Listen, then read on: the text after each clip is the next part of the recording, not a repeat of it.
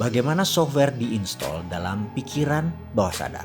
Video sebelum ini adalah menjelaskan bagaimana software terpasang karena lingkungan, karena orang tua. Dan ada baiknya saya berikan satu contoh lagi bagaimana pikiran itu diinstal.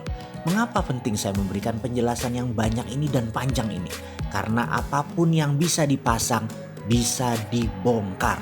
Jadi ketika Anda merasa installmentnya jelek, Anda ubah. Kalau Anda merasa tidak ada softwarenya, maka ada baiknya kita pasang softwarenya sesuai apa yang Anda butuhkan. Cara pasang orang tua ke anak kita beri contoh dalam ilustrasi. Saya tanya kepada sahabat semua yang wanita sekarang. Anda punya anakkah berusia 6 bulanan atau Anda punya anak sudah besar pasti tahu sewaktu sang bayi masih berusia 6 bulanan. Atau bagi yang belum punya anak, pernah tahu anak usia 6 bulanan, keponakan atau sepupu. Bisakah anak tersebut berbicara? Maka kita semua akan menjawab bayi tersebut belum bisa berbicara. Komunikasi verbal bayi tersebut adalah menangis, diam, tersenyum, atau tertawa. Suatu ketika bayi tersebut menangis kejar dengan keras dan lama. Maka pertanyaannya adalah apa yang dilakukan oleh orang tuanya? Ada banyak jawaban atas pertanyaan ini. Mulai dari diganti popok, diajak bermain, dikasih nenen, dan lain sebagainya. Dan disinilah pertama kali database mulai dimasukkan oleh orang tuanya.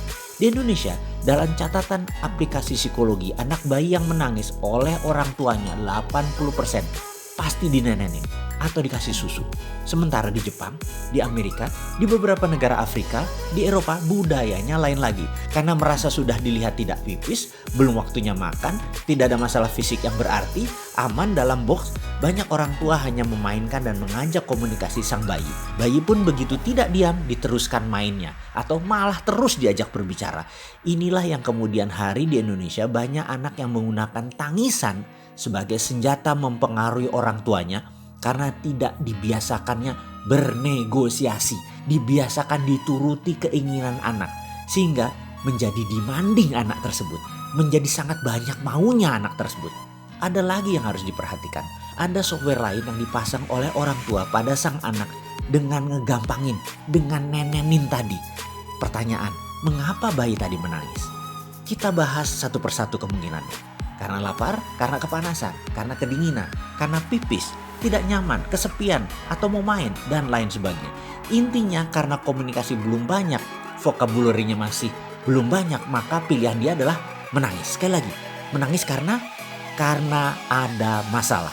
Ini kita kunci dulu dengan satu huruf kapital. Ada masalah. Disinilah software orang tua pasang di anak dalam bahasa pemrograman kalau diibaratkan otak manusia adalah komputer. Di mana orang tua tadi 80% nenenin anak tersebut terlepas dari masalahnya apa yang terjadi. Pukul rata saja. Inilah program yang dipasang oleh orang tuanya.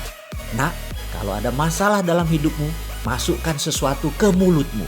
Software ini dipasang pada pikiran bawah sadar sang anak sampai dewasa. Di mana setiap ada masalah dalam kehidupannya, mulailah dia memasukkan sesuatu ke mulutnya. Baik itu makanan, minuman, merokok, gigit jari, gigit pensil, apapun masuk ke mulut untuk tenang. Seperti nenenan sang ibu.